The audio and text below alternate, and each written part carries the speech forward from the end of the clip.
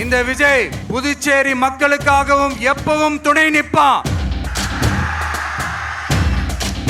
வரப்போற புதுச்சேரி தேர்தல் களத்துல நம்மளுடைய தமிழக வெற்றி கழகத்தின் கொடி பட்டொளி வீசி பறக்கும்.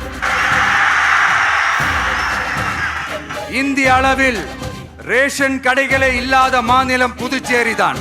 ஏழை எளிய மக்களுக்கு வாழ்வாதாரமே ரேஷன் கடைகள் தான். மற்ற மாநிலங்கள்ல இருக்கிற மாதிரி இங்கேயும் அரிசி, சர்க்கரை, பருப்பு, கோதுமை, எண்ணெய்னு அனைத்து பொருட்களும் வழங்கும் முறை சீராக்கப்பட வேண்டும். மீன்பிடிக்க செல்லும் காரைக்கால் மீனவர்களை அடிக்கடி கைது செய்யும் இலங்கை கடற்படை அவர்களின் படகுகளையும் பறிமுதல் செய்து விடுகிறது. அதனால் நீண்ட போராட்டங்களுக்கு பிறகு அவர்கள் விடுவிக்கப்பட்டாலும் படகுகள் கிடைக்காததால் ஒரு மோசமான நிலைக்கு தள்ளப்படுகின்றனர். இந்த நிலை மாற வேண்டும்.